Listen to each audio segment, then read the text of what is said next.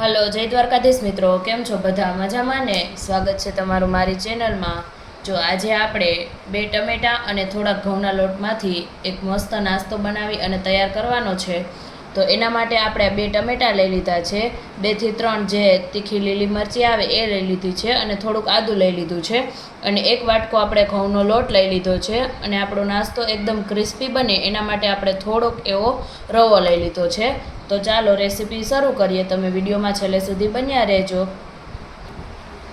તો સૌથી પહેલાં આપણે જે ટમેટાં છે તેના ટુકડા કરી લેશું. તેને આ રીતે એકદમ મોટા મોટા ટુકડા કરી લેશું આપણે.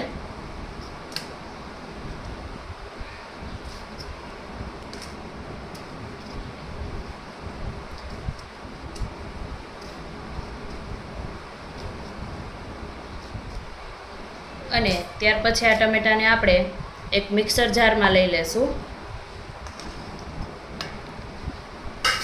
તેની સાથે આપણે મરચી અને આદું લઈ લેશું અને હવે આપણે તેની એક પેસ્ટ બનાવી અને તૈયાર કરી લેશું. તો તેની પ્યુરી બનાવી અને આપણે તૈયાર કરી લીધી છે. તો ત્યાર પછી હવે આપણે લઈ લેશું ઘઉંનો લોટ,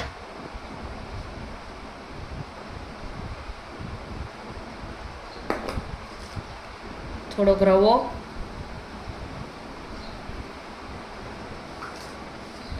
અને એની અંદર આપણે જે ટામેટાની પ્યુરી બનાવી છે તેને એડ કરી દઈશું. ત્યાર પછી આપણે બીજા બધા બેઝિક મસાલા લઈ લેશું. તો સ્વાદ પ્રમાણે મીઠું,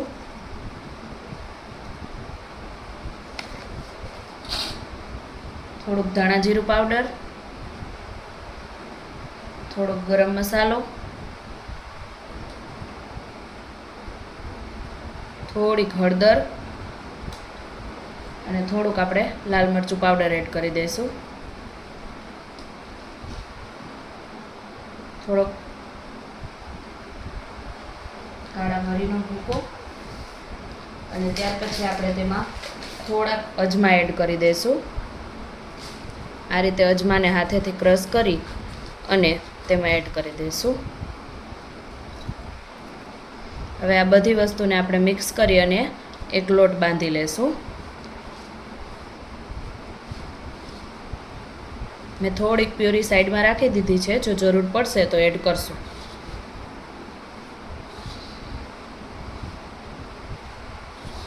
અને જો પ્યુરી થોડીક ઓછી થાય તો તમે થોડુંક પાણી પણ એડ કરી શકો. તો આપણો લોટ બંધાઈ ગયો છે. હવે તેમાં થોડું તેલ એડ કરી દઈશું અને તેને સરસ રીતે ટૂંપી લેશું.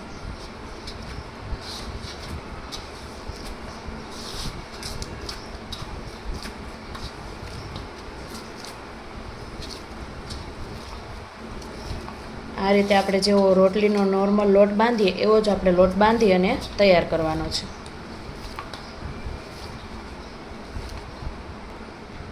અને હવે તેમાંથી આ રીતે આપણે થોડો લોટ લઈ લીધો છે. તેમાં થોડો કોરો લોટ લગાવી લેશું અને તેની આ રીતે રોટલી વણી લેશું.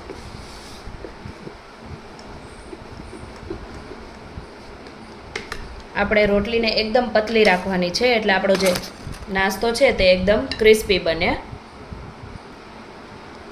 તો આપણી ગોળ રોટલી વણાઈ અને તૈયાર થઈ ગઈ છે.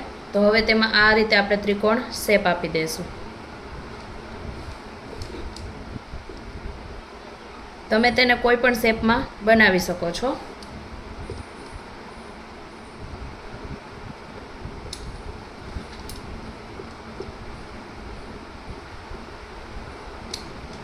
આ રીતે ત્રિકોણ શેપ આપી અને બનાવી અને આપણે તૈયાર કરી લીધું છે. આ રીતે આપણે બધી રોટલીમાં તૈયાર કરી લઈશું. હવે આપણે જે નાસ્તો બનાવ્યો છે તેમાં કોઈ પણ ધારવાળી વસ્તુની મદદથી આ રીતે કટ કરી અને ડિઝાઇન કરી લેશું. એટલે આપણો જે નાસ્તો છે તે તેલમાં ફૂલે નહીં અને એકદમ ક્રિસ્પી બને. તો આ રીતે આપણે જે બધું વણીને રાખ્યો છે તેમાં કટ કરી અને ડિઝાઇન કરી લેશું. અને ત્યાર પછી આપણે તેને ગરમ તેલમાં એડ કરી અને તળી લેશું. એકદમ ક્રિસ્પી થાય ત્યાં સુધી આપણે તેને તળાવવા દેવાનું છે.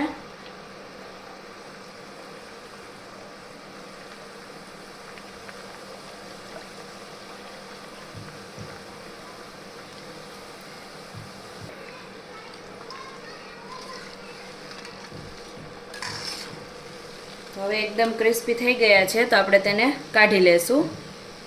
આ રીતે ગોલ્ડન બ્રાઉન કલર આવે અને બંને સાઈડથી એકદમ ક્રિસ્પી થઈ જાય એટલે આપણે તેને કાઢી લઈશું. તો તૈયાર છે આપણો એકદમ ક્રિસ્પી નાસ્તો.